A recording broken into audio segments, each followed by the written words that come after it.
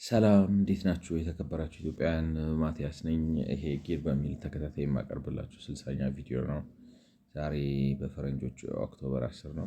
እዚህ ጋር አንድ ሽበት አለች እና ቆሻሻ እንደዚህ አይነት ታከላለሁ። እንዴት ናችሁ? እንግዲህ 59ኛው ቪዲዮ ላይ ማለት ማነው ወርልድ ባንክ ሪኮመንዴሽን ምክረ ሀሳብ እያቀረበ ነው። በምክረ ሀሳቡ መሰረት ምንድነው የገጠር መሬትን ኮንቨርት እያደረጋችሁ ከተማ አድርጉት። ወደ ከተማ አሁን ማለት ባይፈርኬትድ አድርገነዋል፣ የከተማና የገጠር መሬት ብለን ከፋፍለን። ስለዚህ ያ እንግዲህ ብዙ ችግር ፈጥሯል። እስካሁን ስናወራቸው የነበሩት ችግሮች አሉ። ስለዚህ ያን ለመፍታት ያለው መፍትሄ የከተማ መሬት እያሰፋችሁ የገጠሮቹን ወደ ከተማ ለውጧቸው እና ከብዙ ሀገር ልምዶች ልትማሩ ትችላላችሁ። እንዲህ ከፋይናንሱ አንጻር፣ ከአካሄዱ አንጻር፣ ተፈናቃዮችን ካሳ ከመክፈል ወዘተ ወዘተ አንጻር፣ የግብርና ምርታማነትንም ከማስቀጠል አንጻር ምን አይነት ስራ ልትሰሩ እንደምትችሉ ከተለያዩ ሀገራት መማር ትችላላችሁ ብለው እዚህ ሳጥን 3 በሚለው ላይ 59ኛው ቪዲዮ ላይ የቻይናን ልምድ እያየን ነበር። እንግዲህ ችግር አለው የቻይና የራሱ ማለት ልክ ከኢትዮጵያ ጋር የሚመሳሰል ነገር ነው ያላቸው። የቻይና የመሬት ፖሊሲ ማለት እንትን ነው ይሄ ፕላንድ ኢኮኖሚ እንዳልኳችሁ። እንግዲህ የሀገራችን ሰዎች ማለት ያው በኮሚኒዝም በጣም የተጠቃ አስተሳሰብ ስለሆነ ተመሳሳይ ነው። የቻይና የመሬት ስሪት ስርዓት በትጥቅ ትግሉ ብቻ አይደለም የተኮረጀው ነው። በዚህ በመሬት ስሪቱም ስርዓት የተኮረጀ ይመስላል እና የተወሰነ ልዩነት ቢኖረውም ተመሳሳይ ነው። ነገር ግን የራሱ ችግር ፈጥሯል። ለምሳሌ በቻይና በመቶ ሺዎች የሚቆጠሩ ሰልፎች በአመት እንዲደረጉ ድረስ የጋበዘ ነው። ምክንያቱም የገጠርን መሬት ወደ ከተማ የሚለውጡበት መንገድ የህዝቡን ተጠቃሚነት ያረጋገጠ ስላልሆነ ቅሬታ ይፈጥራል ነው እና ቴንሽን ይፈጥራል፣ ብዙ ችግር ፈጥሯል። እና አሁን ግን እያሻሻሉት ነው፣ ለውጥ እያደረጉ ነው እና ከነሱ ልምድ ተማሩ ነው ማለት እንደምታዩት እንትኑ ትራጀክተሪው ወይንም የነገርየው ጉዞ ተሞክሮ ተጥሮበት አልሰራ ያለ የእዝ ኢኮኖሚ እሳቤ፣ ኮማንድ ኢኮኖሚ እሳቤ እንትን ነው ኤቭሪባዲ has tried it and it failed ግን for some reason still everybody thinks እሱ ደግሞ በጣም ስፔሻል ሰው ልዩ ክህሎት ያለው ስለሆነ ነገርየውን የሚያሰራ የሚመስለው ማለት አሁን የኮሚኒዝም ችግሩ እሱ ነው ማለት ሁሉ የሞከረው ሁሉ ፍላት እየወጣ ነው የሚወጣው። ግን ፒፕል ፋንሲ ማድረጋቸውን አያውቁም። ይገርማቸዋል ማለት እንግዲህ መማር ችግር ያለ ይመስላል ከስተት ወይንም አዲስ ነገር መማር የማቃት ብቃት ያጥራል። አንዳንዴ ሰዎች አንድ አይዲያ ላይ ለምንድን ነው ግግር የሚሉት ስትሉ አማራጭ ስለጠፋ ሳይሆን የነሱ አእምሮ አማራጭ ማስተናገድ ስለማይችል ነው የሚል ነገር እንድትሉ ያደርጋቸዋል። የሆነ ሆኖ እንግዲህ ቻይናዎቹ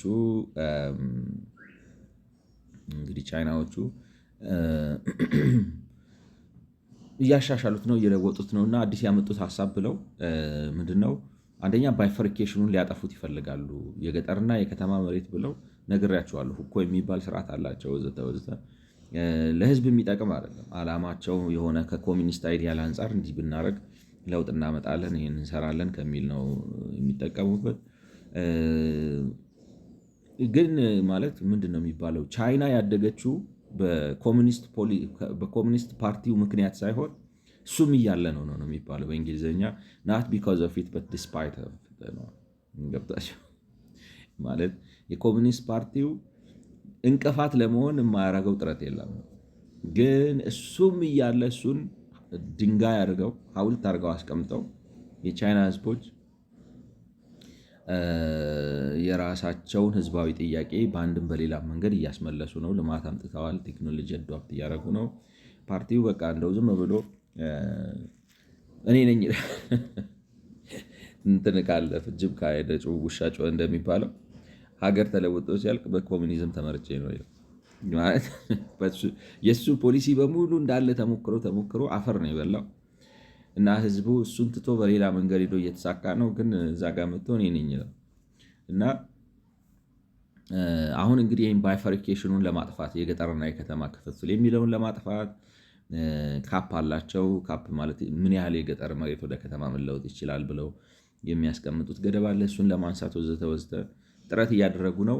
ግን አንድ ኢምፖርታንት ፖይንት ለምሳሌ አሁን ሼንሼን ነው ማነው ሼንዤን የሚባለው ከተማ ለምሳሌ የሚወስዳቸው ተጨባጭ በቅደም ተከተል የሚወስዳቸው እርምጃዎች ብለው 1-3 እርምጃዎች ያስቀመጡ። እንግዲህ ምንድን ነው የሚያደርጉት? አሁን በእነዚህ የተለያየ ነገር እየሞከሩ ነው። ምክንያቱም እንዳልኳቸው አይሰራም ነው።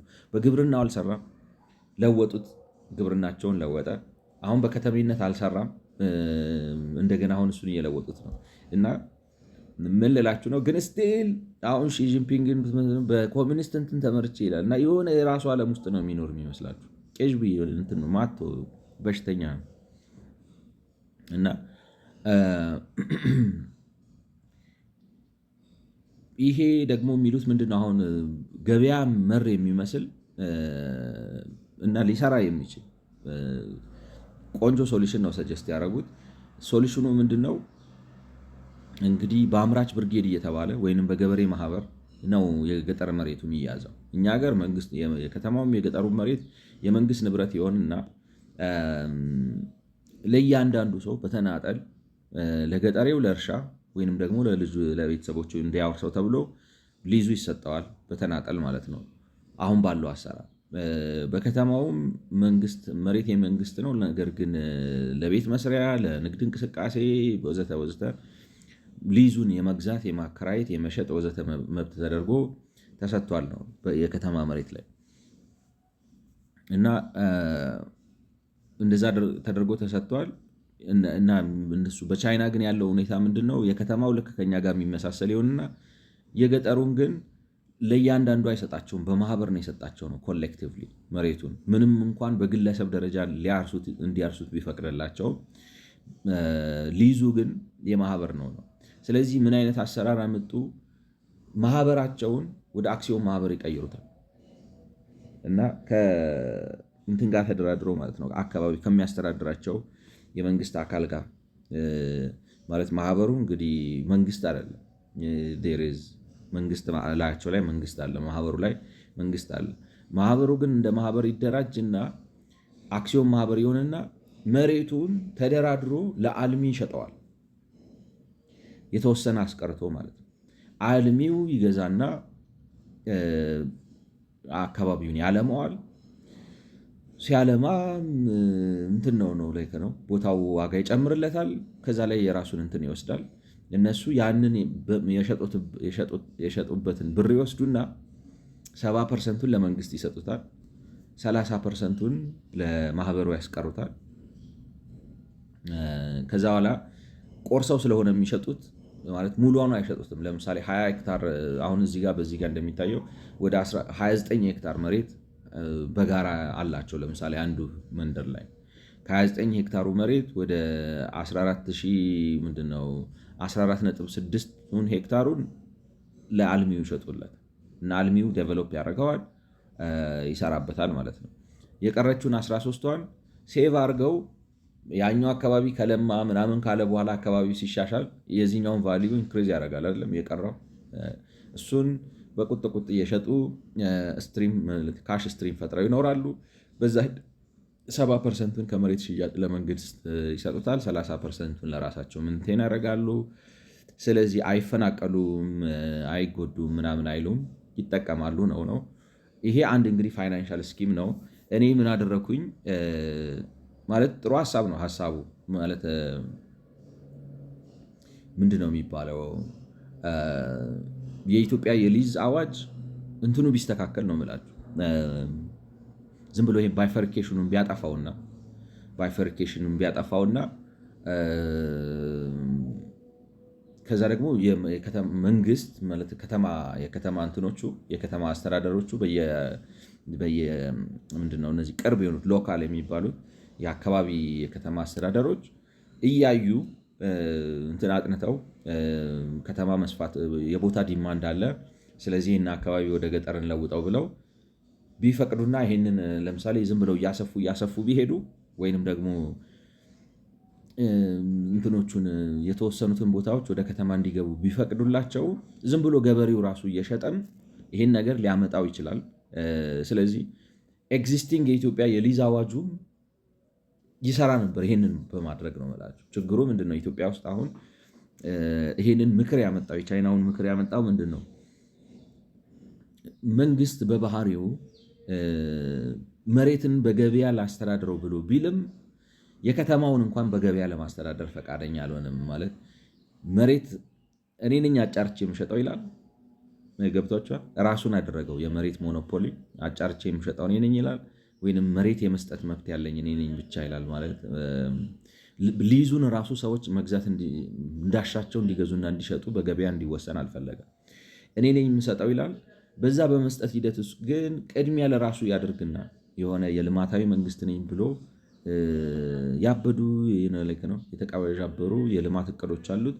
በነዛ የልማት እቅዶች መሰረት ለምሳሌ ኮንዶሚኒየም፣ ጥቃቅንና አነስተኛ ወዘተ ብሎ አብዛኛውን መሬት ለራሱ ነው የሚወስድ ነው፣ በገበያ እንዲሸጥ አያደርገው። ስለዚህ እድገት አደናቅፏል ነው የመሬትን ገበያ፣ ክሬዲት ሲስተሙን፣ ሰዎች ሀብት የሚፈጥሩበትን ሰዎችን ያፈናቅላል፣ ወዘተ ወዘተ ብዙ ችግር ፈጥሯለው ነው። እና ዋናው በኢትዮጵያ ውስጥ አሁን ችግር የሆነው የመንግስት እኔ አልሚ ነኝ የሚል የአስተሳሰብ ብልሹነት ነው። ስለዚህ መንግስትን ከዛ አልሚ ነኝ እሳቤ ብናወጣውና አንተ አልሚ አይደለህም፣ አንተ መንግስት ነህ፣ የሚያለማው ህዝብ ነው። አንተ ህዝብ ሲያለማ በፍትሃዊነት ህግን ጠብቆ ስርዓት ይዞ ወዘተ እንዲያለማ ዳር ተቀምጠ ህግ አስከብር ወደሚለው ተፈጥሯዊ ቦታው ከመለስ ነው አሁን የሻንዣን ምናምን ሞዴል የሚባለው ምናልባት ከሱ የተሻለ ስራ የሚሰራ ይመስለኛል። አሁን ኤግዚስቲንግ ራሱ ሲስተሙ ነው መላችሁ።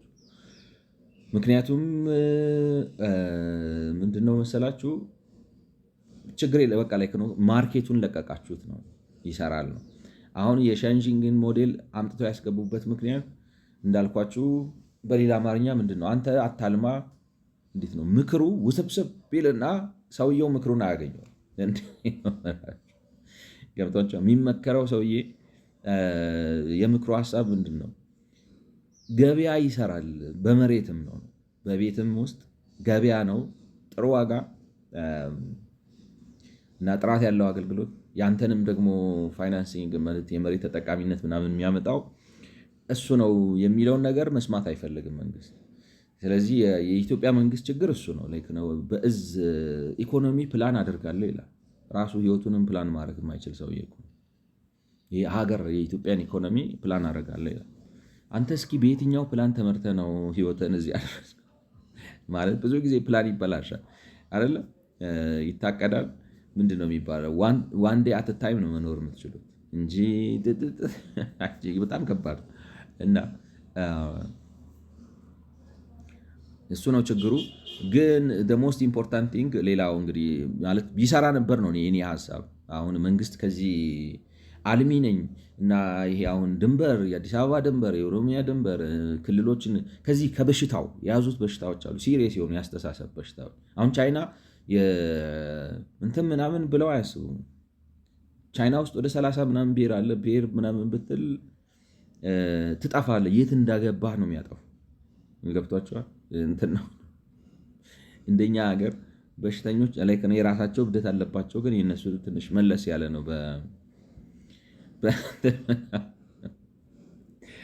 ቢያንስ በጂን በአልኮል ምናምን አደብታ ይኸኛው እኮ በምንም እኮ ማይገራ እና እኛ ከተያዝንበት ከዛ እንትን ካወጣን ያለው ራሱ ዝም ብሎ በገበያ ቢሰራ እኔ ከቻይና የተሻለ የሚሰራ ይመስለኛል። ግን እንደው ለማነጻጸር ብዬ እኔ ይሄ ጊር በሚል ኤፍኤም ፋይናንሻል ፍሬምወርክ ብዬ ያስተዋወቅኩት ሀሳብ አለ አይደለም። ሀሳቡ ምንድነው? ፕራይቬት ፐብሊክ ፓርትነርሺፕ ይሆናል። ፕራይቬት ፐብሊክ ፓርትነርሺፕ ማለት መንግስትም ይሳተፍበታል፣ ግን መንግስት እና ግለሰብ አልሚም ይሳተፍበታል። ግን የሚሳተፉበት መንገድ የራሳቸው የሆነ ድርሻ ወስደው ነው። አንዱ እሱ ነው። ሁለተኛ ዋጋ ካፕቸር ማድረግ ነው። ለምሳሌ ካለማችሁ በኋላ ዋጋ ሲጨምር ከዋጋው ላይ የምትጠቀሙበትን መንገድ ማግኘት ነው ላይክ ነው። እና ፊስካል ዲሴንትራላይዜሽን አለው። የግድ መንግስት ብዙን ስራ መስራት የለበትም፣ ዴሊጌት ማድረግ ይችላል። በእነዚህ ሂደቶች ውስጥ ግን መንግስትም ገንዘብ ያገኛል፣ ጥሩ ገንዘብ ያገኛል። አልሚውም ጥሩ ገንዘብ ያገኛል። ቤት ገዢና ቤት ፈላጊ አገልግሎት ፈላጊውም ህዝብ በጥሩ ዋጋ ጥሩ ነገር ያገኛል። በዛ ሂደት ከተሜነት እናስፋፋለን ወዘተ። እነዚህን ጥቅሞች የሚያመጣ ነው እና እኔ ይሄኛውን አሁን ለምሳሌ ሼንጀን ሲቲ ያደርጉታል የተባለውን ነገር ወሰድኩትና ቻትጂፒቲ ስለሚያውቀው እስኪ እኔ ያመጣሁትን ሀሳብ ከዚህ ከሼንጀኑ ጋር አነጻጽርልኝ ብዬ ሰጠሁት ማለት ነው። እና ያነጻጸረውን ላሳያችሁ ላይክ ነው የሆነ እንግዲህ I came again with another financial framework for development to be compared with the idea I shared with you last time, which you described as a hybrid approach that combines PPP, value capture, and fiscal decentralization.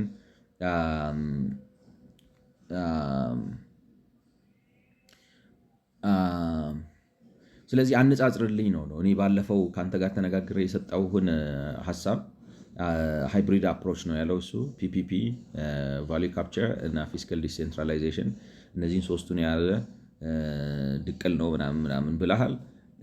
እስቲ ይሄንን ሀሳብ አሁን ከዚህ ቀጥሎ ከማቀርብልህ የሼንጀን ሲቲ ሀሳብ ጋር ኮምፔር አድርገው ብዬ ሰጠሁት ማለት ነው።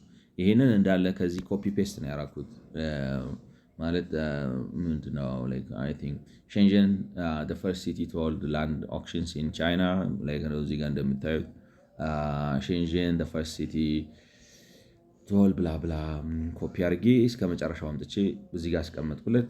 አነጻጽርልኝ ነው እና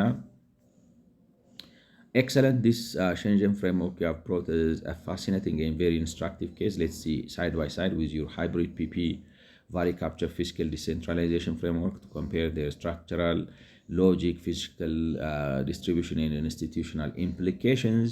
ስለዚህ እንዴት ይመስላሉ ብለን እናነጻጽራቸው። በምንድን ነው እንግዲህ እናነጻጽራቸው? ውቅራቸው ምን ይመስላል ወይንም ከውቅራቸው በስተጀርባ ያለው አመክንዮ ምንድን ነው? የበጀት ማለት እንዳይማከል ያደረጉበት መንገድ እና የተቋማዊ እንደምታቸው ምን ይመስላል የሚለውን ነገር ነው የሚለው። እንግዲህ ዋናው ኮር ፕሪንሲፕሉ ምንድነው ነው ማርኬታይዜሽን ኦፍ ኮሌክቲቭሊ ኦን ሩራል ላንድ ስሩ ሼርሆልዲንግ ኤንድ ኔጎሺየትድ ላንድ ኮንሴሽን። ስለዚህ ዋናው የሸንገኑ ምንድነው ማርኬት ማድረግ ነው ወይም መሸጥ ነው። በጋራ የተያዙ መሬቶችን ማለት አክሲዮን አድርጎ መሸጥ ነው። ይሄኛው ደግሞ ያመጣሁት ደግሞ ሐሳቡ ምንድነው ኮኦርዲኔትድ ሞቢላይዜሽን ኦፍ ፕራይቬት ካፒታል ነው። አንደኛው ፕራይቬት ካፒታልን ሞቢላይዝ ማድረግን ማለት ሞቢላይዝ አድርጎ መጠቀም ያካትታል ወይንም ከግምት ውስጥ ያስገባል ወይንም ከበስተጀርባው ያለው እሳቤ እሱ ነው። ላንድ ዩዝ ኢንክሪመንት የመሬት አጠቃቀምን መጨመር እና በየአካባቢው ደግሞ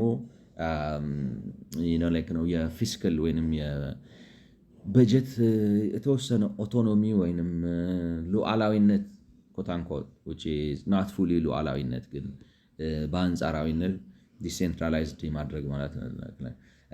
ይሄ ነው ኮር ሀሳባቸው። ኢንስቲትዩሽናል አክተር ሩራል ኮሌክቲቭ ኮንፈርት ቱ ሼርሆልደር ካምፓኒስ ዳት ካን ትራንዛክት ላንድ ዲሬክትሊ። ማን ናቸው እንግዲህ ተዋናኞቹ? በዋናነት የገጠር ገበሬ ማህበራት ናቸው። ወደ አክሲዮን ማህበር ተለውጠው መሬቱን ይሸጡታል ነው። እዚህ ሙኒሲፓል ገቨርንመንትስ፣ ፕራይቬት ዴቨሎፐርስ ኤንድ ሎካል ኮሚኒቲስ። እዚህ ጋር በእኔ ሀሳብ ማን ናቸው ተሳታፊዎቹ? የከተማ አስተዳደሮች ይሳተፋሉ፣ በዚህ ውስጥ የግል አልሚዎች ይሳተፋሉ እና የአካባቢው ነዋሪም ይሳተፋል። እንዴት ልበላችሁ እንግዲህ ዩ ኮምፔር የኔ ይሻላል ባይ ከምንም ከዘረዘርናቸው ኦብጀክቲቮች መንግስትን ተጠቃሚ ከማድረግ ፓርቲሲፓቶሪ ከመሆን ቫሊዩ ካፕቸር ከማድረግ መንግስት ላይ የስራ ጫና ከመቀነስ ዋጋ ተመራጭ ዋጋ ከማቅረብ ጥራት ያለው ስራ ከመስራት ወዘተ አንጻር የኔ ተመራጭ ይመስለኛል። ፓርቲሲፓተሮቹ እንግዲህ እነዚህ አሁን መንግስት፣ አልሚዎች፣ ማለት የአካባቢ አስተዳደሮች፣ አልሚዎች፣ የአካባቢ ማህበረሰቦች በምንድን ነው የሚሳተፉት? በፋይናንሰርነትና በተጠቃሚነት ይሳተፋሉ። ሶስቱም ነው። የገቢ አሰረጫጨት 70% ኦፍ ሴልስ ፕሮሲድ ሙኒሲፓል ገቨርንመንት 30% ኢንካይድ ቢልዲንግ ራይትስ ኮሌክቲቭ። የሽያጩ ልክ መሬቱ ሲሸጥ 70%ቱ ወደ መንግስት አስተዳደር ይገባል፣ ኪስ ይገባል። 30%ቱ እዚሁ ይቀራል ነው። ለምሳሌ በቦታ ሊሰጣቸው ይችላል ነው ከተገዛበት ምንድን ነው የሚባለው በኢንቨስትመንት ሪል ስቴት ላይ ኢንቨስት እንዳደረጉ ሊቆጠርላቸው ይችላል፣ ወዘተ ወዘተ፣ ሻጮቹ ማለት ነው። እዚህ ጋር ሬቨኒውስ ካፕቸርድ ትሩ ላንድ ዩዝ አፕሊፍት። እኔ አሁን ምን መሰላቸው አንዱ ነገር እነሱ የአካባቢያቸውን ቦታ ሳይለማ በፊት ነው የሚሸጡት። ገና ወደፊት ይሆናል በሚባለው ነው ቫሊዩ ካፕቸር የሚያደርጉት። ገብቷቸው ፊውቸር ቫሊዩን ነው ሞር ኦር ለስ የሚሸጡት። ፊውቸር ቫሊዩ ስትሸጡ ደግሞ ብዙ ሪስክ አስዩም አድርጎ ነው ሰውየው የሚገዛችሁ። ስለዚህ ቦታውን ምንም እንኳን በግል ተደራድራችሁ የምትሸጡት በርካሽ ቢሆንም ማለት በግል ተደራድራችሁ ስትሸጡት የገበያ ዋጋ ሊሰጥ ቢችልም ግን ሪስክ ይወስዳል ሰውየው፣ ፋይናንሻል ሪስክ ይወስዳል፣ ወዘተ ወዘተ። ስለዚህ ምን ልበላችሁ አሁን ወጥታችሁ የገበሬ መሬት 20 ሄክታር መሬት ዛሬ የምትገዙበት ዋጋ ምንም እንኳን ከተማ ልትገነቡበት ቢሆንም ከተማ በተገነባበት ጊዜ የሚኖረውን ዋጋ ታሳቢ አድርጎ አይሰጣችሁም ሰውየው። ስለዚህ ተጠቃሚነታቸው ዝቅተኛ ነው። መንግስትም የሚጠቀመው ዝቅተኛ ነው። እነዚህ ማህበራትም የሚጠቀሙት ዝቅተኛ ነው። በእኔ እምነት ነው የምላችሁ። ይህ ነው ላይክ ነው የሚጠቀሙበት ዝቅተኛ ነው። ሁለተኛ መሬቱ ዋጋው ይወደዳል። ኢማ ቪው ላይክ ነው ሪል ስቴት ሆልደሩ ይወስደውና ዴቨሎፕ አድርጎ ምናምን ብሎ በእንትን ነው የሚሸጣው ነው ላይክ አንስቶ ምናምን ነው የሚሸጣው። ስለዚህ የራሱ ዲስአድቫንቴጅ ያለው ይመስለኛል። revenues captured through land value uplift, ፒፒ returns and local taxes retained by decentralized unit። እዚህ ጋር ገበያ የምንፈጥረው ምንድነው? እንዴት መሰላችሁ? በጊዜ ሂደት ነው ቫሊዩን ካፕቸር የምናደርገው። በጊዜ ሂደት ነው ቫሊዩን ካፕቸር የምናደርገው። ግን በጊዜ ሂደት ነው ቫሊዩን ካፕቸር የምናደርገው። ያ በመሆኑ ይሆናል ነው ፖይንት ብዬ ዲሌድ ግራቲፊኬሽን ነው በሌላ አማርኛ። ምንድነው? እንደ ኢንቨስትመንት ውሰዱት። ኢንቨስት ነው የሚያደርገው።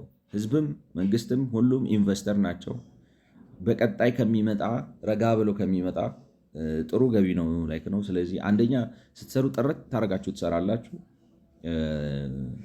ስትጠቀሙ ረጋ ብላችሁ ትጠቀማላችሁ። እዚሁ አይደለም፣ አሁን ለአሁን ለሚባል ነገር አይደለም። ስለዚህ የሆነ የተረጋጋ ስቴብል ኤንቫይሮንመንት ይፈጥራል የሚል እሳቤ ያለኝ። እንዳልኳችሁ ባያዝድ ሆኜ ሊሆን ይችላል፣ ሊያከራክር ይችላል። ዊኬንሲ ላንድ ኦነርሺፕ ሎጂክ ትራንዚሽን ፍሮም ኮሌክቲቭ ቱ ኳዚ ማርኬት ኦነርሺፕ ሜንቴኒንግ ሳም ሬዚጁዋል ኮሌክቲቭ ቤነፊት። ከጋራ ባለቤትነት ወደ መለስ ያለ የገበያ ባለቤትነት በመቀየር የተወሰነ ስቲል የሆነ ነገር እንዲኖራቸው ያደርጋቸዋል ነው። ስለዚህ ፉሊ ማርኬት አይደለም ነው ላይክ ነው። ይሄኛው ግን የኔ ግን ማለት የመንግስት ንብረትነትን ይጠብቀዋል። በት ሊቨሬጅ ላንድ ቫሊዩ ካፕቸር ኤንድ ፕራይቬት ፋይናንሲንግ ፎር ዴቨሎፕመንት። ስለዚህ የላንድ ላይክ ነው የላንድ ቫሊዩ የመጨመሩን ቫሊዩ ካፕቸር ያደርገዋል። ዊች ሚንስ ቦታው ሲለማ የሚያመጣውን ዋጋ ይይዘዋል እና ደግሞ ያንን የሚያደርገው ከኪሱ ምንም ሳያወጣ በፕራይቬት ፋይናንሲንግ ነው ይላል። እንዴት ልበላችሁ? ሞር ሊበራል ይመስላል የኔ ነው። ኦብጀክቲቭ ዊን ዊን ቢትዊን አርባን ኤንድ ሩራል ኮሌክቲቭ ሪቴንስ ሎንግ ተርም ኢንካም ትሩ ቢልዲንግ ኦነርሺፕ። ማለት ማህበሮቹ እንትን ነው ልክ አሁን በላንድ ሪአሬንጅመንት ሪአጅስትመንት አይነት ነገር የሆነ ስትሪም ይፈጥራሉ ለራሳቸው፣ የሆነ ነገርም ይይዛሉ፣ ንብረት ሆልድ ያደርጋሉ። በዛኛውም ንብረት ሆልድ እንዳያደርጉ አሁን እዚህ ጊር ፋይናንሲንግ የሚለው ውስጥ አንድ ያልተጨመረ ነገር ምንድን ነው? ላንድ ኦነርሺፕ እና ማለት ኢትስ አሲዩምድ አይ ዲድንት ኢንክሉድ ኢት ኢን አ ሴንስ። አሁን ለምሳሌ እንዴት ልበላችሁ፣ አሁን አንድ እንትን ሁሉ ቦታ ገበሬ የሰፈረበት ቦታ አይመስለኝም። አሁን ብትወጡ ነው የምላችሁ። ይሄ የገበሬ መሬት ማለት የግለሰብ ያልሆነ የከተማ መሬት ያልሆነ የገጠር የገበሬ መሬት ያልሆነ ባዶ መሬት ብዙ ይኖራል። ገብቷችኋል? የኔ አሰምሽን ሲታሰብ መጀመሪያ የታሰበው ገበሬዎች ይኖራሉ በሚል አይደለም ነው። ገብቷችኋል? ዝም ብዬ አሁን ለምሳሌ እንደ ፋይናንሻል ፍሬምወርክ ባዶ ቦታ ገበሬ ማይነካ እርሻ ማይነካ ባዶ ቦታ አለ። እዛ ባዶ ቦታ ላይ ሄደ ይህንን ስራ ነው እና አሁን ዊን ዊን ኮሌክቲቮቹን ስታስገቧቸው እንትኑ ሊቀየር ይችላል፣ ስኪሙ ሊቀየር ይችላል። ገብቷችኋል? ኮሌክቲቮቹን ስታስገቧቸው ስኪሙ ሊቀየር ይችላል። እሱን ብትጨምሩበት ደግሞ በእኔ ላይ ነው የምላችሁ። አሁን ይሄ ላንድ ፑሊንግ እና ላንድ ሪአጀስትመንቱ የጊር ፕላን ውስጥም ያለ ነገር ነው። ያው እንግዲህ ላይክ ነው የምታስታውሱ ከሆነ አይተነዋል። ላይክ ነው እዚህ አሁን እኔ ያልኩት እንትን ውስጥ ግን አልተካተተም። ያልተካተተው ለምንድን ነው? እኔ ዝም ብዬ ላይክ ነው እንደ አይዲያ ነው ያኛውን ፍሎት ያደረኩት። ስለዚህ አይዲያውን አጀስት ስታደረጉት ላንድ ፑሊንግ እና ላንድ ሪአጀስትመንት የገበሬ መሬት በሚነካበት ጊዜ የገበሬ መሬቱ ደግሞ ለምሳሌ እንዴት ልበላችሁ ላንድ ሪአጀስትመንት ትሰራለህ which means ገበሬዎቹ ቢልዲንግ ይሰጣቸዋል። አሁን ለምሳሌ 1000 ቤት ሲገነባ 20 ቤት የነሱ ሊሆን ይችላል። ወይንም ደግሞ የ1000 ሄክታር እንትን ሲሰራ የ1000 ሄክታር ይቅርታ የ20 ሄክታር 20% ኦፍ 20 ስንት ይሆናል? like 20% of times 0.2 4 ይሆናል። 20 ሄክታር ሲሰራ ወደ 4 ሄክታር ምናምን የነሱ ሊሆን ይችላል። 4 ሄክታር ወይም 2 ሄክታር something like that የነሱ ሊሆን ይችላል። ስለዚህ ስቲል በነፊት ያደርጋሉ። ገብቷቸዋል። እሱን ብናካትተው ምን ልበላችሁ ብሌንድ ያደርጋል ከዚህ ጋር እነሱም ቦታቸውን ይዘው እዛ ከለማው አካባቢ ውስጥ 20 ሄክታር መሬት ይዘው ሊገኙ ነው። ከ20 ሄክታር ወይ 10%ቱን ሄክታር በባለቤትነት ሊይዙት ይችላሉ ማለት ነው። እና እሱን ልናካትተው እንችላለን። እሱ አልተካትተም። ስለዚህ ይሄ ኮምፓሪዝን ምንድነው የሚባለው መሳ ለመሳ የሚደረግ ውድድር አይመስልም ነው። ያንን ማካተት ነበረብኝ እኔ። ዲዛይን ፎር ኢንክሉሲቭ አርባናይዜሽን ሎካል ሬዚደንስ ቤኔፊት ትሩ ፊስካል ሪኢንቨስትመንት ኤንድ ሼርድ ኢንፍራስትራክቸር ጌንስ ማይ ባድ ያ መካተት ነበረበት ነው።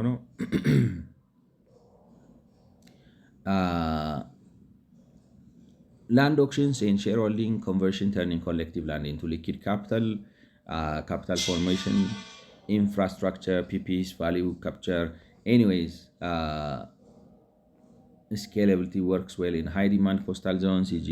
more adaptable to diverse regions, urban periphery, secondary cities. እንዳልኳችሁ ይሄኛው አሁን የራሳቸው ኮሌክቲቭ ያላቸው ሰዎች ወይም የገበሬ ማህበራት እንዴት አድርገው ከተማ ውስጥ ሲገቡ ሳይጎዱ ማለት ነው። ኮምፐንሴሽንም ሳያጡ አግሪካልቸርም ሳያጡ ከቦታቸውም ሳይፈናቀሉ የኑሮ ሁኔታቸው ሳይጎዳ ከተሜነትን እንዴት ነው ሊፈጥሩ እንደሚችሉ እና በዛ ሂደት ግን ፈንዳሜንታሊ ዴቨሎፐሮችን ሊጠቅሙ በሚችሉበት ሁኔታ ወይም ማርኬት ኦፕን አድርገው አልሚዎችን ሊጠቅሙ በሚችሉበት ሁኔታ ነው የሸንገኑ ያለው። እኔ አሁን ከዛ ጋር ችግር የለኝም። አልሚዎች ይጠቀሙ፣ እነሱም እዛ ጋር ያሉት ሰዎች ይጠቀሙ። ዲፍረንስ ግን እኔ የፈለግኩት ምንድነው በዚህ የሂደት ልውውጥ ውስጥ አይዶን ነው ሊያከራክር ይችላል። ግን እኔ የፈለግኩት ምንድነው ጥራት እንትን ነው። አሁን ለምሳሌ ዴቨሎፕመንት ሲሰራ ጽድት ንጽት ብሎ ኳሊቲ የሆነ ነገር ተሰርቶ ያ ኳሊቲ የሆነ ነገር ግን በርካሽም እንዲቀርብ ነው። ርካሽን ታርጌት አታድርግ ማለት እንዴት ልበላቸው። አሁን ፋይናንሻሊ ሊያከራክር የሚችለው ምንድነው ስታስወድደው ነው ጥሩ ሊባል ይችላል። ገብቷቸዋል። ይሄ ቫሊዩ ይተኩሳል የሚል ነገር ነው ያለኝ። ያስወድዳል። በትንሽ ኢንቨስትመንት ሪስክ ወስዳችሁ ኢንቨስት ታረጉና ሪል ስቴት ግን ኢነቪታብሊ ብዙ ጠያቂዎች የሚኖሩት ስለሆነ ሪስክ ወስዳችሁ ኢንቨስት ታረጉና ዴቨሎፐሩ እና እነዚህ የገበሬ ማህበራቱ እንዴት ልበላችሁ ጋውጅ ነው የሚያደርጉት ፕራይስ። ራሳቸው የመሬት አንበጣ ነው የሚሆኑት። ልክ አሁን ይሄ መንግስት እንደሆነው ማለት ነው። ምናልባት በማርኬት ብዛት ወገቡን ካልሰበራችሁት በስተቀር ይሄን በማርኬት ብዛት እነሰንስ እንዲያደርጉ ብዙ ቦታዎችን አስገድዳችሁ ሰፕላይ በማብዛት የዲማንዱን ተጽዕኖ እንዲቀንስ ካላረጋችሁት በስተቀር ጥራትና ዋጋን አመጣጥኖ ይመጣል፣ የመምጣት እድሉ ዝቅተኛ ነው የሚል እንትን ያለኝ ማለት ኮምፕሊትሊ ኮንትሮሉን የሰፕላይ የማቅረቡን ሂደት የሚያቀርቡበትን ሰፕላዩን ፉል ኮንትሮል ለማንሰጣችሁ መሰላችሁ? ለአልሚዎች እና በእኔ ሳቢ ነው ሊያከራክር ይችላል ማለት ነው። የሰፕላዩን እንትን ለአልሚዎች እና ማለት ለእንትኖች ሰጣቸው ለከተማ አስተዳደሮች ኮምፕሊትሊ። ያ ሲሆን ፕሮፊት ማክሲማይዜሽን ይመጣና ችግር የለውም ፕሮፊት ማክሲማይዜሽን። ነገር ግን እንዲህ ልበላችሁ እንደዚህ አሁን መነሳት ለሚፈልግ ፈጣን መነሳት ለሚፈልግ ሰው ምናልባት እንደ ቻይና በጣም ብዙ ካፒታል ፈጥራችሁ ከዛ ያንን የከተማ ካፒታል አምጥታችሁ ወደ ገጠር ላስገባው አይነት ነገር ካልሆነ በስተቀር እንደ ኢትዮጵያ እንደዚህ አንድ ጊዜ ህዝቡን ወደ ላይ ላንሳው ከሚለው ጋር ሜቢ ላይሄድ ይችላል የሚል ሀሳብ አለኝ። እንዳልኳችሁ ግን ሞር ክሎዝ ናቸው። ኦንሊ ዲፍረንስ ያኛው እኔ ያስቀመጥኩት ሀሳብ መሬት ምንድነው በተለይ ቤቶችን በዋጋ ማቅረብን ታሳቢ ያደረገ ነው። አትኮስት አቅርቦ ያዋጣዋል። አትኮስት በዚህኛው ፍሬምወርክ ግን አትኮስት አይደለም ቤት መሬት ያቀርባል አይመስለኝም። ቢኮዝ ፕሮፊት ሞቲቭ አለው ውስጡ። አይ አም ናት አጌንስት ፕሮፊት ሞቲቭ፣ ግን ፕሮፊቱን በሌላ መንገድ በመሬት ግብር፣ በአገልግሎት፣ በምናምን ታመጣውና ፊዚካሉን ደግሞ እንደዚህ ትበትነዋለ። 35 ለመንግስት 65 ለዛ ያዋጣዋል ነው አልሚው። ጽድት ያለ ነገር ሰርቶ ያንን ቦታ ለአመት ኦፕሬት እያደረገ ፋይናንሻል ስትሪም ፈጥሮ ሪስቶር አድርጎ ይሄዳል ነው። ይሄኛው ሰጥታችሁት ከዛ ደግሞ ሲጨርስ መልሳችሁ የራሳችሁ ታረጉታላችሁ ሰርቪሱን ምናምን ነው እና እኔ የኛው ሚሻል ይመስለኛል። ግን እንዳልኳችሁ ምንድነው ከአማራጮች አንዱ ነው። ዌቨር ማለት መንግስትም ህዝብም የቱ ይሻለኛል ብሎ ኮንሰንሰሱን እሱ የራሱ ይመርጣል። ነገር ግን ቤት ቢያንስ በዋጋ ማቅረብ ይችላል። በርካታ ቤት ነው የምላችሁ። አፎርደቢሊቲ ኢሹ በጣም አድሬስ ታደርጋላችሁ። በጣም ነው ሲግኒፊካንት ፈንዳሜንታል ወይ ይሄኛው ማርኬት ታረጉትና የሪል ስቴት ዴቨሎፐሮች ስፔኪሌሽን በጣም ይበዛዋል። መሬት ላይ ደግሞ ስፔኪሌሽን ሲበዛ አስቸጋሪ ማለት የሆነ ባብል ትፈጥራላችሁ ምናምን። እኔ እንደዛ ነው የሚመስለው።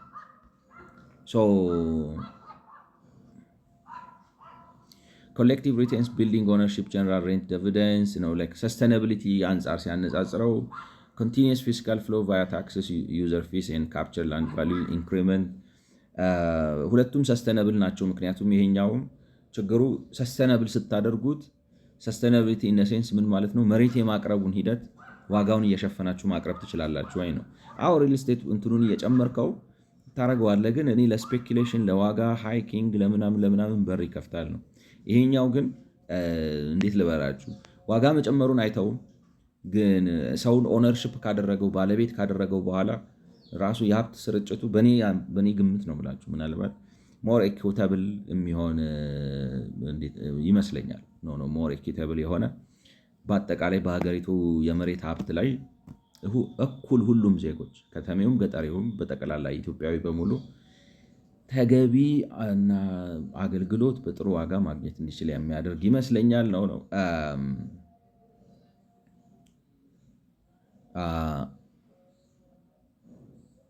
የዘለልኩት ነው አንዱ ገቨርናንስ ኢምፕሊኬሽን ኢንካሬጅ ኮርፖሬሽን ኦፍ ሩራል ኮሌክቲቭ ኢንቴግሬቲንግ ደም ኢንቱ አርባን ላንድ ማርኬት የሆኑ እንትን ነው የሚፈጥረባችሁ ነው። በማህበር ሰው እያደራጃችሁ የሆነ ሪሶርስ ላይ ኮንትሮል ስትሰጡት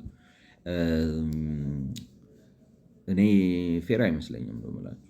ገብቷችኋል?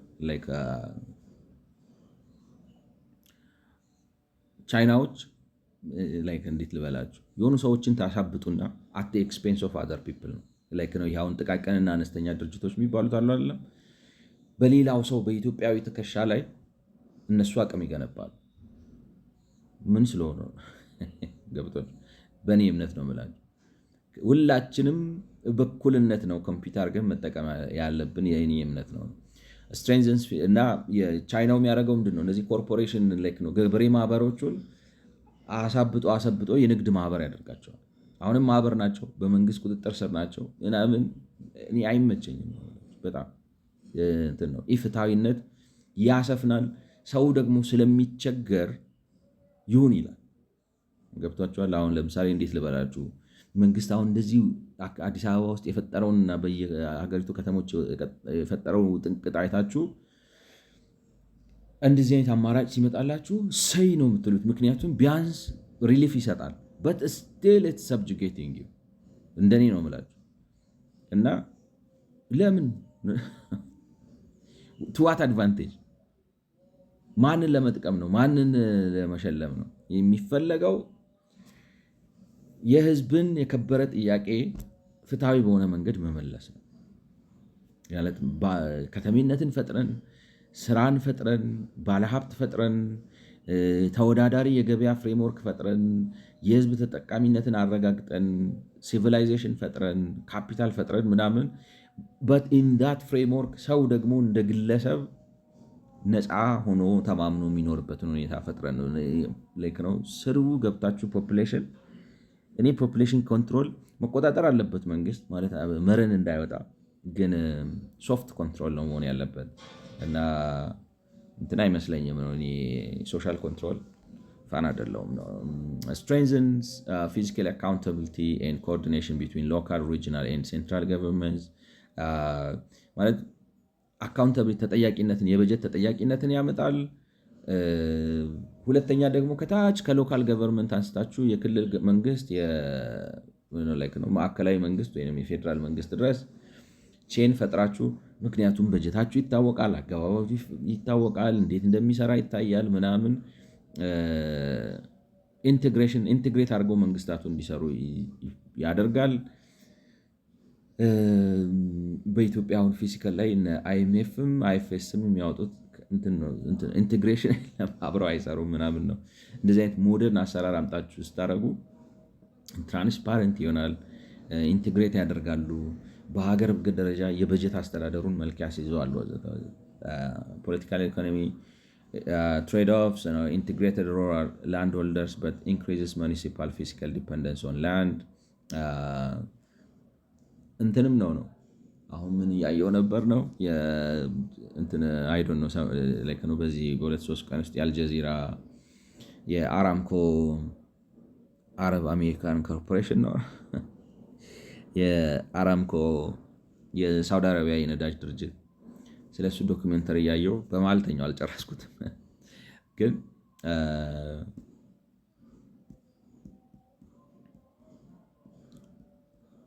ምን ይላል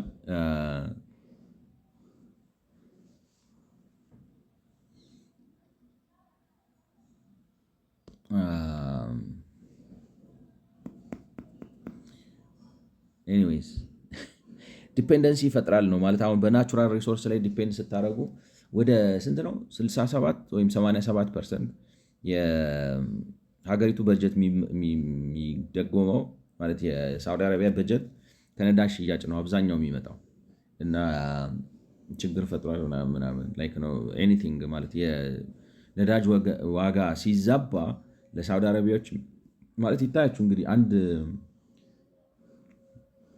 አጋጣሚ የሆነ ሁለት ዶክመንተሪ ነው መሰለኝ የሰማሁት።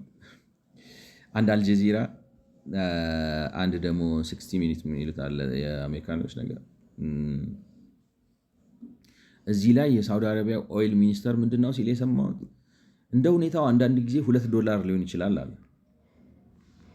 እዚህኛው ላይ $10 በታች ነው አለ እና ሁለቱም አይጋጩም ያስኬዳል። ምን ልላችሁ ነው አንድ በርሜል ነዳጅ የሚያወጡበት ዋጋ $2 አንዳንዴ ማለት ነው ብቻ $2 እና $10 መካከል ነው።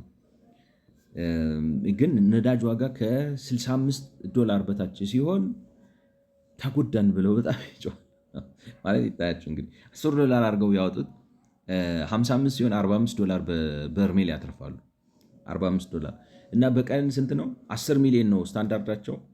ግን የእነሱን አሁን የሳውዲ አረቢያን ስፔሻል የሚያደርገው ምንድን ነው? ከፈለጉ ማለት ዛሬ 1 ሚሊዮን መጨመር ይችላሉ፣ 2 ሚሊዮን ድረስ ሪዘርቭ መጨመር እየቻሉ ግን ሳይጨምሩ በዓለም ላይ በቃ በታሪክ እንደዚህ ታይቶ አይታወቅም ነው ማለት። አሁን ያላቸው የነዳጅ ሪሶርስ የሚገርም ነው እና በቀን 2 ሚሊዮን ሊያስገቡት ይችላሉ ማለት 12 ሚሊዮን ሊያስገቡት ይችላሉ። ስለዚህ 45 በ10 ምንድን ነው $45 አትርፈው በ10 ሚሊዮን እንኳን ብታደረጉት 45 ሲባዛ 10 ሚሊዮን ስንት ነው የሚሆነው? 45 ሲባዛ 10 raised to like no 1 times 10 raised to 6 45 ሲባዛ 45 ሚሊዮን ብቻ ነው የሚመጣው። $45 ሚሊዮን በቀን ብቻ ትርፍ አላቸው። $45 ሚሊዮን ዴይሊ ሰርፕለስ አላቸው እና ትንሽ ዝቅ ሲል በጀታቸውን ያዛበዋል ምናምን ይላል።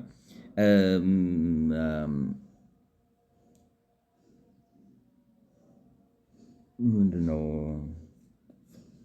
እንግዲህ ያነጻጸርኩ ነው፣ ላይቭ ነው። ስለዚህ ሀሳቤ በመሀል ሊቀያየር ይችላል።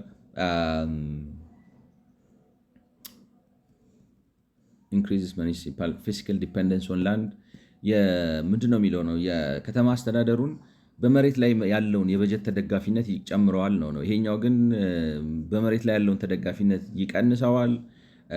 ኢንተርጁሪስዲክሽናል ኮምፒቲሽን እና ኢኖቬሽን ያበረታታል ነው የሚለው።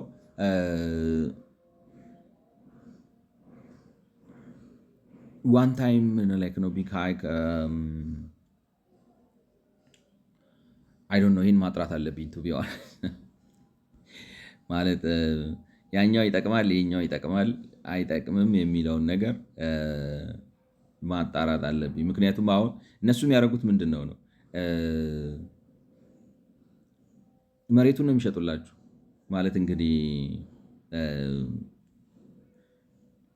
ማለት እንትኑ የከተማ አስተዳደሩ የሆነ ዝም ብሎ በቃ ላይክ ነው ባዶ መሬት ወይንም ብቻ ይታረስበት የነበረ መሬት ወዘተ አድርገው እንትን አድርገው ከልለው ያንን ይሸጡላችኋል። ልክ ሲሸጡላችሁ ኢሚዲየት ካሽ ያገኛሉ። ኢሚዲየት ካሽ ካገኙ በኋላ እንግዲህ የፕሮፐርቲ ታክስ፣ የአገልግሎት ክፍያ ምናምን እንዴት ነው የሚሰበስቡት?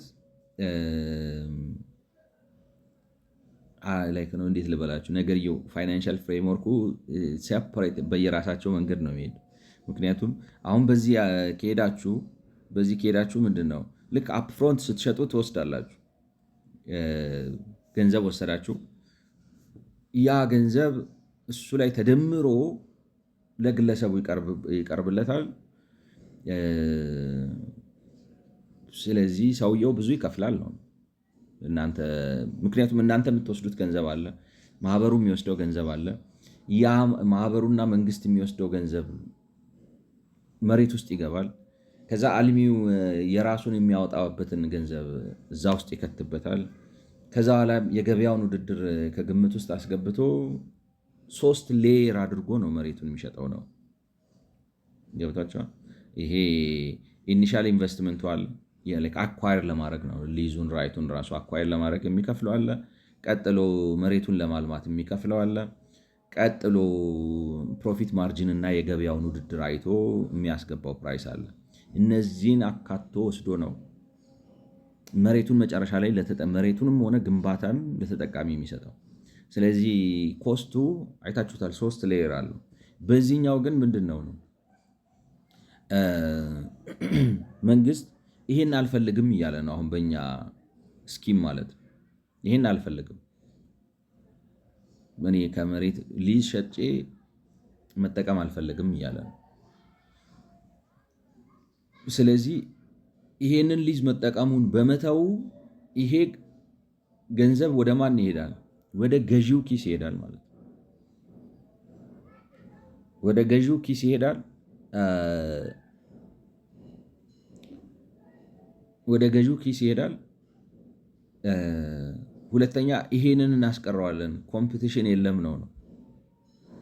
ስለዚህ እችኛዋ ሌየር ብቻ ነች ገዢው ጋር የምትሄደው። የምኗ ኦፍሳይት ኮንስትራክሽን፣ ኦንሳይት ኮንስትራክሽን፣ እነዚህ ሁለቱ ኮስቶች ተደምረው ነው ገዢ ጋር የሚሄዱት። በዚህ ሂደት ኢንቨስተሩ ኢንቨስት የሚያደርገው ምንድን ነው? ከቤት ግብር ከሰርቪስ ከምናምን ነው ትርፉን ማገኘው። ካሽ ስትሪም ፈጥራለሁ ብሎ ነው የሚያገኘው። እና ስለዚህ በዚህ ሂደት አንደኛ ገዢውን በኮስት እንዲያገኝ ሰጣችሁት። ሁለተኛ ጥራት ያለው ነገር እንዲያገኝ ሰጣችሁት። ሶስተኛ እንትኑን ራሱ ገንቢውን እኔ ከአንተ ምንም አልፈልግም ስላላችሁት በዋጋ ሲያስተላልፍ ብሩን ያስመልሳል። ከዛ በኋላ ቁጭ ብሎ ኦፕሬት ሲያደርገው ነው ካሽ ስትሪም የሚፈጥረው ማለት የገንዘብ ኢንቨስት ማለት ትርፍ ውስጥ የሚገባው መቼ ነው? ሸጦ ከጨረሰ በኋላ የቦታ ግብር ሲሰበስብ፣ የአገልግሎት ክፍያ ሲወስድ ምናምን ከዛ ነው። ወይንም ደግሞ እዚህ ላይ ተጨማሪ አሁን ለምሳሌ እንትኖች መግባቱ አይቀርም። አሁን እንዳልኳችሁ ሁለት ነገር ይቀረዋል። አሁን የኔ ጊር ፋይናንሻል ስኪሙ ማለት ነው። አንዱ ምንድነው ቤት ብቻ ነው ያሰላ ነው፣ ግን መንደሩ አብረው አሜኒቲስ መኖር አለባቸው። ለምሳሌ ፖሊስ ስቴሽን ይኖራል፣ ለምሳሌ ክሊኒኮች ይኖራሉ፣ ለምሳሌ እሳት አደጋ ምናምን ይኖራል፣ ለምሳሌ ስፖርት መዝናኛ ይኖራል። ላይክ ነው እንትኖች ቢልዲንጎች፣ ሱፐርማርኬቶች ምናምን ይኖራሉ።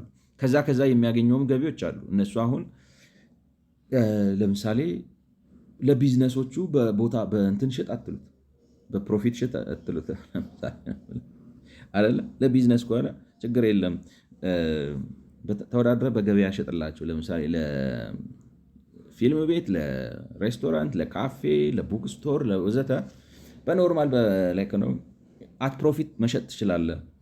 ሌት ሰይ ግን ፕሮፊቱን እዚህ እንትን እንዳይለው የሆነ ካፕ አድርጋችሁለት ሊሆን ይችላል። ኤኒዌይ የኔ ሀሳብ ምንድን ነው እዚህ ጋር አሁን እንዴት አድርጎ ነው የከተማ አስተዳደሩ ማለት ገቢውን እዚህ ላይ ስለሚያስደግፍ ገቢውን እዚህ አፕፍሮንት ኮስቱ ላይ ያስደግፋል ነው። ወዲያው ስለሚሸጥ መሬቱን እዛ ጋር በሊዝ የሚሸጥበትን መሬት ገንዘብ እየወሰደ ነው።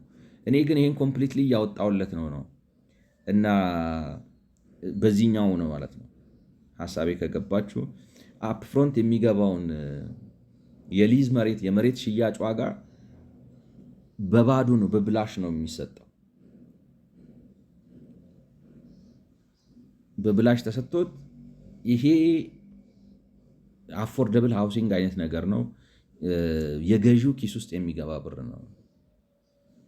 ከዛ በኋላ እንዴት ነው ይሄኛው የኛው ካሽ ስትሪም የሚፈጥረው? ለምሳሌ ከፕሮፐርቲ ከንብረት ግብር ሽያጭ ሲደረግ ሪቫሉዌሽን ሲደረግ ምናምን በሚል በዛ አድርጎ ነው ሌላ ላይክ ነው እንዴት ልበላችሁ የመጀመሪያው አግኚው ሰው በጥሩ ዋጋ እንዲያገኝ ከዛ በኋላ ቫሊዩ እየጨመረ ሲሄድ ከዛ በሂደት ያረገ ምንም ወጪ ግን ሳያወጣ የሚያገኝበት ነውና አሁን ጥያቄ የፈጠረብኝ ምንድን ነው ይሄም እኔ የምፈጥረውን የካሽ ስትሪም ሊፈጥረው አይችልም ወይ ነው። ለምሳሌ የገቢ ቤት ግብር አይጥልም ወይ፣ የሪቫሉዌሽን ምናምን አይሰራም ወይ ወዘተ ወዘተ ጥያቄ ፈጥሮብኛል። አፍቱ ክሊር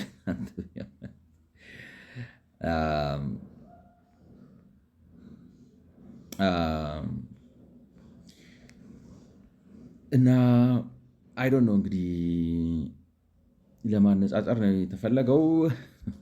ምን ያህል ሰክሰስፉል የማነጻጸር ስራ እንደሰራው አምናት ሹር፣ ግን ቢያንስ ሁለት ነገሮች መጨመር እንዳለብኝ ተሰምቶኛል። ማለት አሁን ለምሳሌ እንትኑን ማስፋት ቤት ብቻ ሳይሆን ሌሎችም አይነቶች ነገሮች መጨመር፣ እነዚህ አሚኒቲስ የሚባሉትን መጨመር፣ እነሱን ሳምሃው አት ኮምፒቲቲቭ ፕራይስ መሸጥ እና ሁለተኛ ላንድ ሪአጀስትመንት እና ላንድ ፑሊንግ የሚባሉትን ኮንሰፕቶች ኢንክሉድ አድርጎ ዋናው እና ማነጻጸሪያውን አይ ቲንክ ስፔሲፊክ ላድርገውና በዛ አነጻጽርልኝ ልበላው። እንግዲህ ፖዝ ያደረኩት ለምንድን ነው ታይሙን ሴቭ ለማድረግ ነው 49ኛው ደቂቃ ላይ ስለሆንን በዚሁ ለማጠቃለል ነበር ሀሳቡ። እና ጥያቄ የፈጠረብኝ ነገር ምንድን ነው ነበረ መሰላችሁ? ፊስካል ዲፐንደንስ አለው ላይክ ነው የነሱ ማለት የበጀት ተደጋፊነት በሊዝ በመሸጥ ላይ በጀቱን ያስደግፋል ነው። እና ያን ነገር እንደጠና ሳስበው ምንድን ነው ለምንድን ነው ፊዚካል ዲፐንደንስ የሚኖረው? ምክንያቱም መሬት ይሸጣል፣ እኔ አልሸጥም፣ ወይም የኔ ሀሳብ አይሸጥም፣ የሸንጀኑ ይሸጣል። ከሸጠ በኋላ ግን እኔ ገንዘብ የማመጣባቸው መንገዶች እሱም ያመጣባቸዋል። ሁለት ጊዜ ነው የሚጠቀመው፣ ሲሸጥም ይጠቀማል፣ እንትንም ሲያደርግ ይጠቀማል ነው እና ዲፐንደንስ። ስለዚህ ለምንድን ነው ከኔ የበለጠ ሞር ዲፐንደንት የሚሆነው ነው? ሞር ዲፐንደንት የሚሆነው ለምንድን ነው ላይ ነው ኤክስፕሌን ያደርገው ዶሚኔት ያደርጋል ነው ማለት የበጀቱ አካል ያደርገዋል። በቃ ልክ ነው። ገንዘብ ሲፈልግ የሚታየው መሬት ልሽጥ ነው ላይክ ነው እንትኑ እና ፑሽ ያደርጋል። መሬት ሽጡ፣ መሬት ሽጡ፣ ለምን ገንዘብ አምጡ ነው በሌላ አማርኛ። እና በእንደዚህ አይነት ነገር ዶሚኔሽን ውስጥ ይገባል። እኔ ግን ማለት አሁን በዚህኛው ፋይናንሻል ፍሬምወርክ ግን ማርኬት ድሪቭን ነው እና መሬት አልሸጠም። ስለዚህ ዲፐንደንስ ማለት የበጀት ስኪሜ ሌላ ነው ከኖርማል ከእድገት እና ከሀገር ልማት ከሚመጣ ነገር ነው ገንዘብ ማግኘት የምፈልገው እንጂ መሬት በመቸብቸብ አይደለም መሬት ማግኘት የምፈልገው። ስለዚህ ዲፐንደንስ የለብኝም ነው እና ከዛ አንጻር ነው አለ እንዳልኳችሁ ነገሩ በጣም ስክሩቲኒ ይፈልጋል በጣም። ስለዚህ እሱ ነው ፖይንቱ። አያግሪ ምን ያህል እንደምትስማሙ እናንተ ባላቅም መሬት ከተማ ማስፋፋት የሚለው አባዜ ውስጥ ከገባ መንግስት መሬት አንደኛ መሬት መሸጥ አንደኛ የገቢ ምንጩ ይሆንና መሬት ሽጡ ሽጡ ያመጣል። መሬት ሽጡ ሽጡ ማምጣትን ብቻ ሳይሆን ለማስወደድም ይፈልጋል፣ ምክንያቱም ገንዘብ ስለሚፈልግ ማለት ነው። ያንን ግን ስታወጡት ማለት ያን ዲፐንደንሲ ያንን ማለት እንትን ፕሮፐርቲ ታክስ አይሰበስብም ምናምን አይደለም እንትን ነው ይሄንን ግፋ በለውን ማውጣት ከፍተኛ ልዩነት አለው። አልታየኝም ነበር ለምንድን ነው እንደዛ ያለው ብዬ ነበር ጥያቄ የሆነብኝ ማለት ነው መጀመሪያ። ስለዚህ እሱም ያገኛል እኔም አገኛለሁ፣ እንዲያውም እሱ ነው ገንዘብ የበለጠ የሚያገኘው። ስለዚህ እኔም ደግሞ እደገፋለሁ ነው ማለት በእንትኑ ላይ። ስለዚህ ለምንድን ነው የዛኛው ሞር ዲፐንደንስ የሆነው? አይደለም ነው ዋን ሜጀር ሶርስ ኦፍ ኢንካም የሆንበትና ኦብሴስድ ይሆናል በመሸጥ ሽጡ ሽጡ ሽጡ ያመጣል ነው ትክክል ነው የሚል ነገር ነው የተሰማኝ። ሌላው እንግዲህ ትዊክ አረኩት ነው የምላችሁ ታይሙ ከፈቀደ ትዊክ አረኩት። አንደኛ ሃይብሪድ አፕሮች ላንድ ሪአጀስትመንቱን ጨምርበት።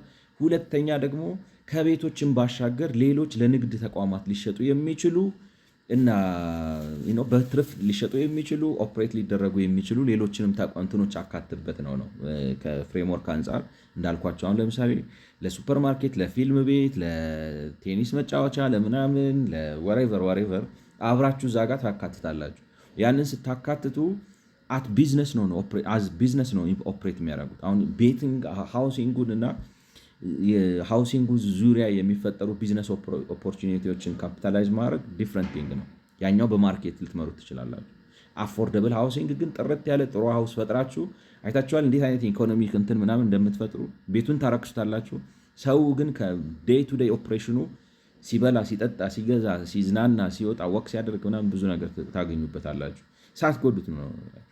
እና እሱን ጨምርበት አልኩት። እና እሱን ጨምራችሁ ለምሳሌ እንትኖቹንም አሁን ለምሳሌ እዛ አካባቢ መሬት የተወሰደባቸው ሰዎች ካሉ ሳም ካይንድ ኦፍ ቤኔፊት ሼሪንግ ሜካኒዝም ውስጥ አስገቧቸዋላችሁ። የከተማ አስተዳደሩ ለምሳሌ 40 ይወስዳል፣ ነጋዴው 30% ከትርፍ ይወስዳል።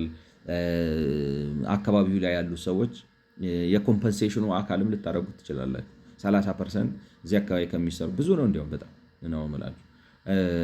እና እንግዲህ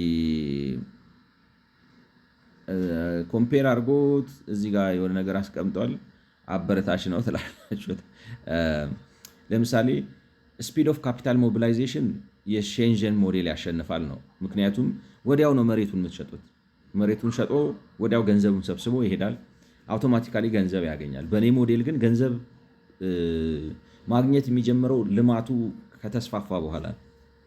ስለዚህ ወጪ ባያወጣም ኢሚዲየት ገንዘብ አያገኝም። በዛ አንጻር ከመዘር ነው የሼንጀኑ ይበልጣል ነው።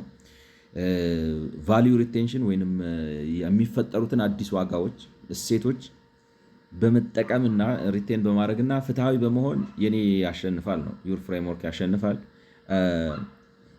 የበጀት ምንድነው የሚባለው? ሬዚሊየንስ፣ ጠንካራነት፣ የማይበገር የበጀት ስርዓት ነው። ያንተ ያሸንፋል ነው የሚለኝ።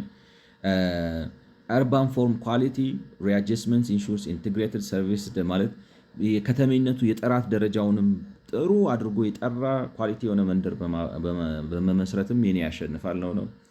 ሶሻል ኮሄሽን ኢንክሉዥን የኔ ያሸንፋል ነው። 30% ኮሚኒቲ ሼር ተርንስ ሬዚደንስ ኢንቱ ፊስካል ስቴክሆልደር። 30% አሁን ለምሳሌ ከዚህ ከንግዱ ከምናምን ከሰጣቸው እንትን ታረጋቸዋለህ፣ ተጠቃሚ ታረጋቸዋለህ፣ በሱ ያሸንፋል። ፖለቲካል ፊዚቢሊቲ ኢን ዊክ ማርኬት ማለት የፖለቲካ አዋጭነት ደካማ በሆነ እንደ ኢትዮጵያ አይነት ገበያ ውስጥ ማለት ስፔኩሌቲቭ ዲማንድ ላይ በጣም አይደገፍም ነው። ፍሌክሲብል ፋይናንሲንግ ቱልስ አሉት፣ በሱም ያንተ ያሸንፋል ነው። አድሚኒስትሬቲቭ ሲምፕሊሲቲ አስተዳደራዊ ቅለቱ የሼንጀኑ ያሸንፋል።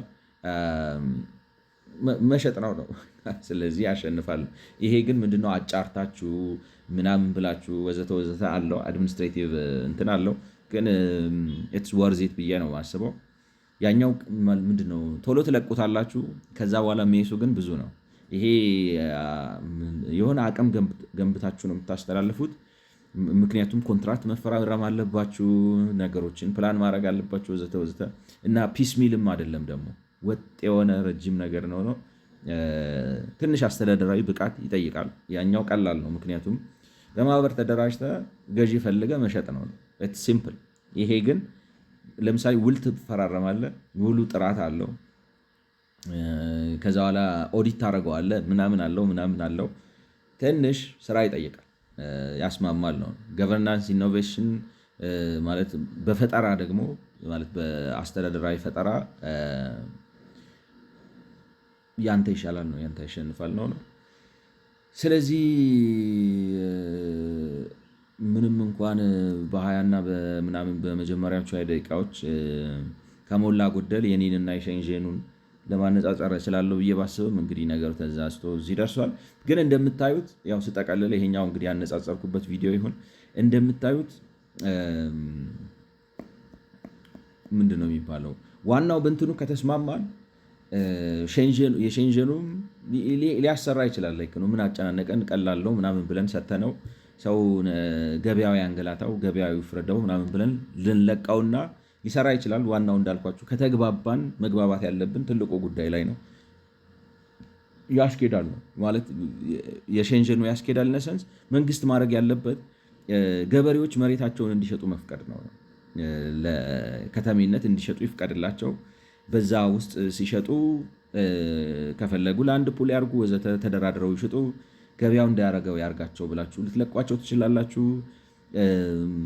እና በዛ ሂደት እናንተም መንግስትም ጥሩ ገቢ ሊያገኝ ይችላል። ምክንያቱም ወዲያው መሬት ሲሸጥ 70% የራሱ ስለሚወስድ እነሱንም ትጠቅሟቸዋላችሁ። ግን እንትን ነው ዋጋ ትከቱበታላችሁ። ሌየር ስለምትጨምሩ ድርብርብ ስለምታደርጉት መጨረሻ ላይ ተጠቃሚ ጋር ሲደርስ ቅድም እንዳለው ጥራት ያለው ነገር ላታደርሱ ትችላላችሁ። ሁለተኛ ዋጋ ታስወድዳላችሁ። እኔ ግን አንዱ ሀሳቤ የነበረው ምንድነው ስሙ አንደኛ ጥራት ያለው ስራ፣ ሁለተኛ በጣም ማለት ነው በአንጻራዊነት ኮስት ሊባል በሚችል ደረጃ በተለይ መኖሪያ ቤቶቹን በዛ የማድረስ ሀሳብ ነው። እና እንግዲህ እውነት ከሆነ ማለት ትንሽ ከበድ ይላል ለአስተዳደር ምናምን ሰው ይፈልጋል። ደግሞ አንዴ ሞዴል ከዘረጋችሁና ምንድነው የምላችሁ በፓይለት ላይ ሞዴሉን ፐርፌክት ካረጋችሁት ሬፕሊኬት ማድረግ ነው በየቦታው ሊቀል ይችላል። የሆነ ሆኖ በሀሳቡ ላይ ከተስማማን ዝርዝሩ እኔ የሚሻል ይመስለኛል። ቻት ጂፒቲም ራሱ እንዳለው እነዚህን ነገሮች ላንድሪ አጀስትመንት እና ቢዝነስ ሴንተሮች አሜኒቲዎችን ስትጨምሩባቸው የኔ ሞዴል የሚሻል ይመስለኛል። ተሻለም አልተሻለም ግን ዋናው በዛ ከተግባባን ሌላው ቀላል ነው። ስለሰማችሁኝ አመሰግናለሁ። በ61ኛው ቪዲዮ እንገናኝ። መልካም ጊዜ